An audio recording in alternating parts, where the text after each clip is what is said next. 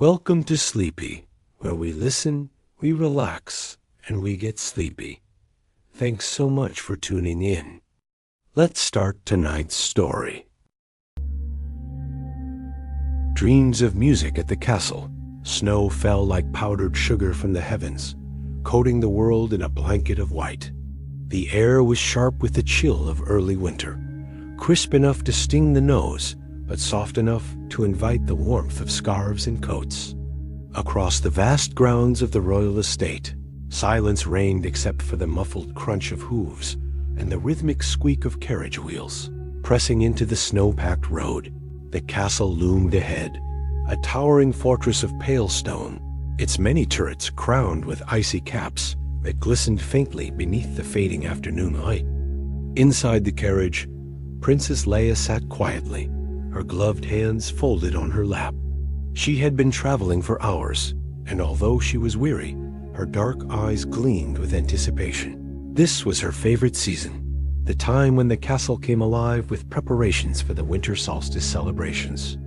Even more importantly, it was the time of year when she would see Andre again. The moment the carriage rolled to a halt before the grand staircase of the castle, the heavy oak door swung open, releasing a plume of warm air and a familiar figure bounding down the steps.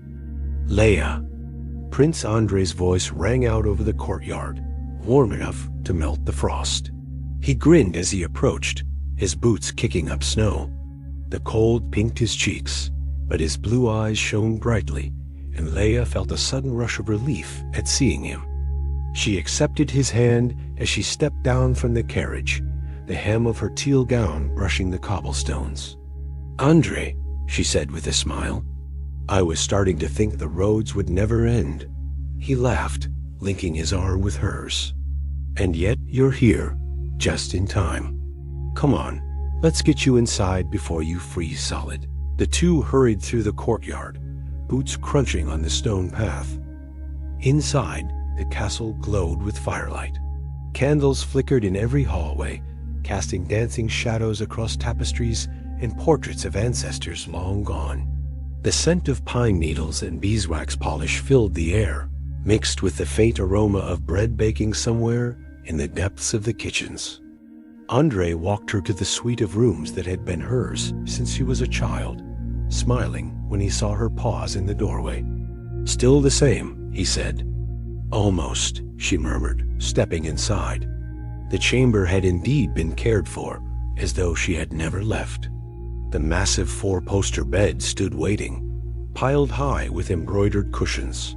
A fire crackled merrily in the hearth, and the golden light shimmered across the polished wood of the furniture. But Leia noticed small changes. An alcove had been added near the window, with a cushioned seat for reading. On the shelves of a brand-new bookcase were some of her favorite titles, carefully chosen by someone who knew her well. She turned to Andre, who only shrugged with a grin. "I thought you might enjoy having more to read this winter." Before she could reply, a wave of exhaustion swept over her. The long journey had left her body heavy and her mind foggy. She sank onto the bed, laughing softly as several pillows tumbled to the floor. "You look like you might not make it to dinner," Andre teased. "I just need a moment," she said, closing her eyes. The mattress was wonderfully soft, the kind of softness that seemed to cradle her whole body. Within minutes, she was drifting into a light doze, her breathing steady and slow. When she woke again, the sun had sunk lower in the sky, leaving the windows pale with twilight. The door opened softly, and her maid and friend Margaret entered, her arms full of folded dresses. "You're awake. Good," Margaret said cheerfully. "I was just about to start unpacking your things. And you have to see the stables later. There's a new litter of puppies, and they're the most adorable creatures you've ever seen." That made Leia smile. It had been nearly a year since she had last seen Margaret, but their easy conversation soon filled the room as though no time had passed at all. Later, after she had changed into a warmer gown and brushed out her hair, Leia found Andre waiting outside her door. Together, They walked down the torch-lit corridors toward the dining hall.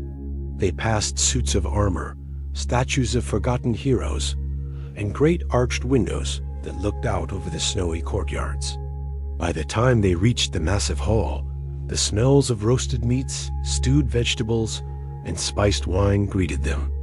The king and queen welcomed Leia with open arms, fussing over how much she had grown. She laughed, feeling once again like the little girl who had first visited this castle 8 years ago.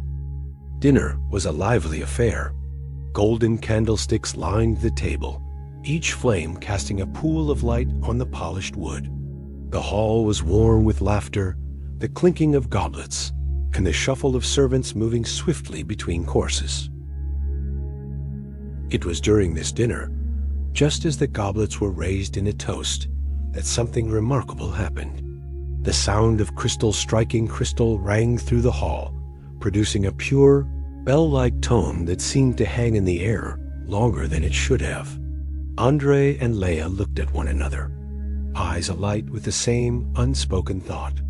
Later that evening, after the king and queen had retired, the two sat by the fire and began to talk in earnest. "What if we could make music like that?" Andre said, running his fingers thoughtfully along the rim of his goblet. "Not just with our voices, but with objects, instruments." Leia's heart quickened. The idea was wild, unheard of, and thrilling. "We'd have to experiment," she said, already imagining what they might create.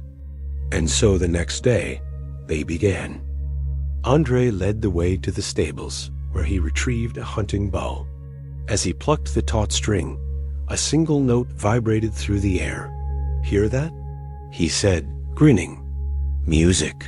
Margaret joined them after finishing her morning tasks, eager to help. And while they were there, she led Leia to the pen where the puppies were kept. One tiny pup, the runt of the litter, was curled up alone. The moment Leia lifted it into her arms, it nestled against her, completely content. "She likes you," Andre said. "I think she's yours now." They named her Muse, and from that day forward, she became their little companion. The following days passed in a blur of discovery. Andre experimented with different woods and chords, building the first crude prototypes of stringed instruments. Leia used her perfect pitch to help him tune them, her voice matching each note until it was true. Margaret gathered materials and offered clever ideas of her own. One afternoon, Muse accidentally blew through a hollow piece of wood, producing a soft, whistling note. The three friends stared at each other in wonder before bursting into laughter. By nightfall, they had fashioned a simple flute. As the instruments took shape, the trio retreated to a secret underground room, accessed through a hidden door in Leia's suite. They decorated it with carpets, cushions, and candles until it became their private music chamber.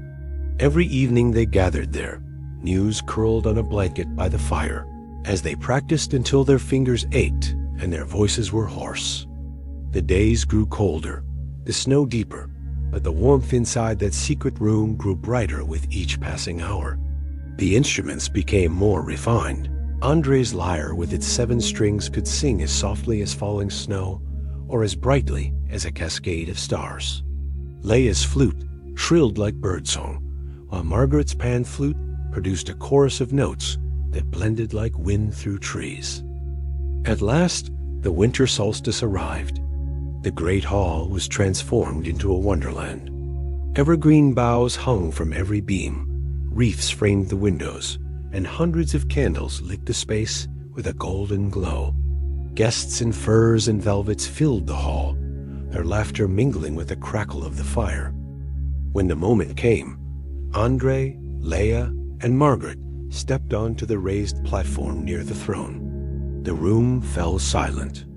Andre plucked the first shimmering notes from the lyre. Then Leia lifted her flute, the clear sound rising like breath on a winter morning. Margaret followed, her pan flute weaving a soft harmony. And then, when the melody had begun to wrap around the room, Andre and Leia began to sing. Their voices soared together, threading through the music until it became something greater than the sum of its parts. The guests were transfixed, some moved to tears. Soon the music grew so joyous, so full, that people began to rise from their seats, to sway, to dance. By the time the final note faded, the hall was alive with applause and cheers. Andre, Leia, and Margaret exchanged a look of quiet triumph. They had done it. They had brought a new kind of music into the world. And from that night onward, music in the kingdom would never be the same.